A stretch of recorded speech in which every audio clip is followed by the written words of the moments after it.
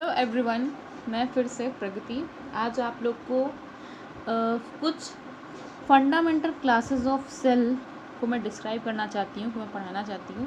जैसे कि अभी लास्ट क्लास में हमने सेल के बारे में आप लोग को बताया कि सेल क्या होती है, सेल की डिस्कवरी किसने की थी और सेल थ्योरी के बारे में। तो अब सेल टॉपिक तो बहुत बड़ा है, तो उसका छोटा सा एक पार्ट है fundamental classes of cell. Prokaryotic और यूकैरियोटिक सेल बेसिकली जिसमें आती हैं। तो पहले क्या था कि बिगिनिंग जब से हमारी लाइफ अर्थ पे शुरू हुई है तो एक कॉम्प्लेक्स टाइप ऑफ लाइफ भी ओरिजिनेट करती है, और अगर कोई complex type of life originate कर रही है, बन रही है, तो वो कहीं ना कहीं एक सिंपल फॉर्म से ही बनी होगी। तो जो सिंपल फॉर्म ऑफ लाइफ होता है उसमें आ जाते हैं हमारे यूनिसेलुलर ऑर्गेनिजम्स। कौन से आते हैं? यूनिसेलुलर ऑर्गेनिजम्स आते हैं।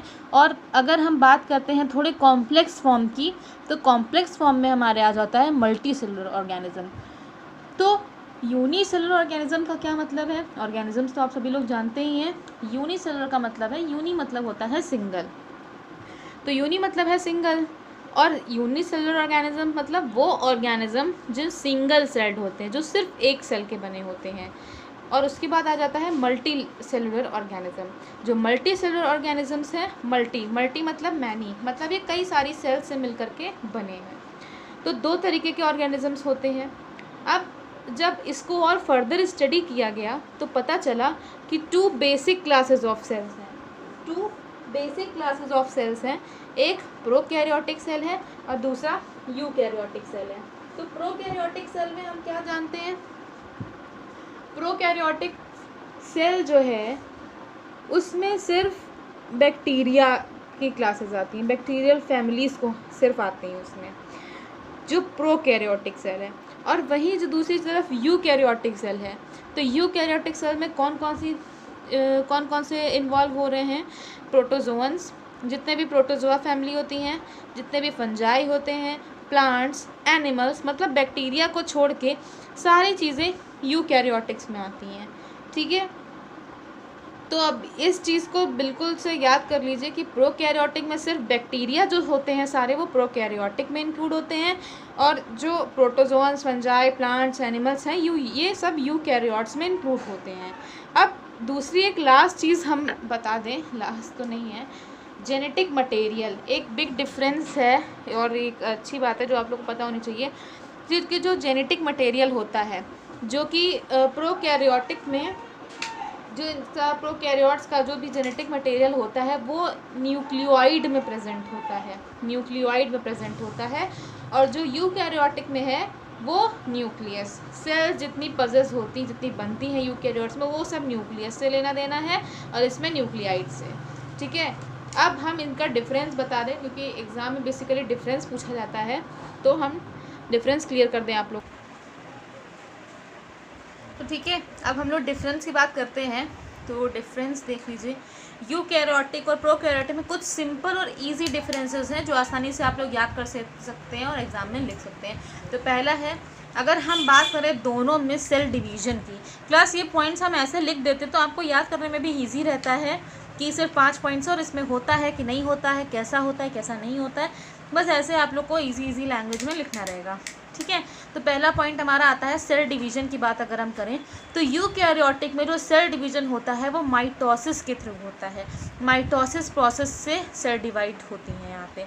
और अगर हम प्रोकैरियोट्स की बात करें तो इनमें फिजन होता है और बडिंग होती है। फिजन और बडिंग, अब ये क्या चीज़ें होती हैं क्लास, अगर आप लोग को नहीं पता है तो अगर आप हमसे पूछेंगे तो हम आपको एक्सप्लेन करेंगे डिटेल में कि माइटोसिस का क्या प्रोसेस है और फिजन और बडिंग का क्या प्रोसेस है। आप लोग को फिलहाल डिफरेंस में इतना याद कर लेना है कि सेल डिवीजन यूकैरियोट्स में माइटोसिस में होता है। ये याद है ना आप लोगों को कि यूकैरियोट्स में कौन कौन से लोग आते हैं?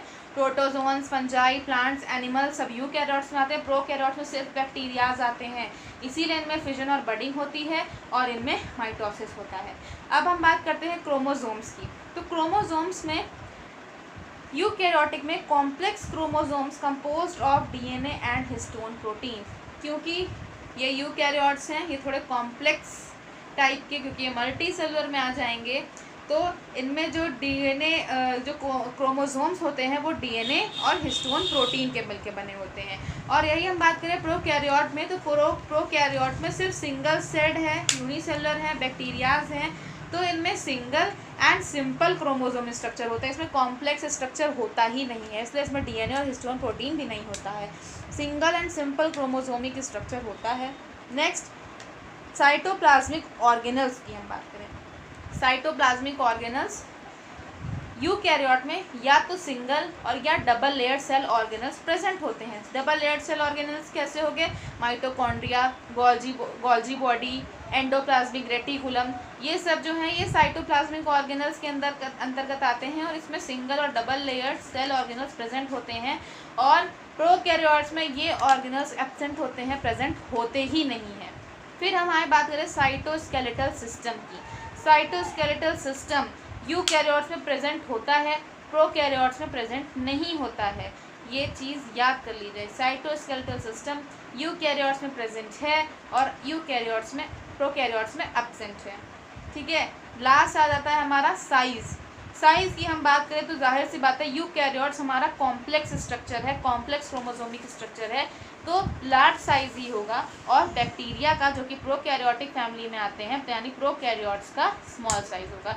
तो ये इजी से सिर्फ 5 डिफरेंस बिटवीन है, इसको आप लोग याद कर लीजिए, और एग्ज़ाम में आप अगर इस बार आता है तो आपको आसानी से आप लिख सकते हैं।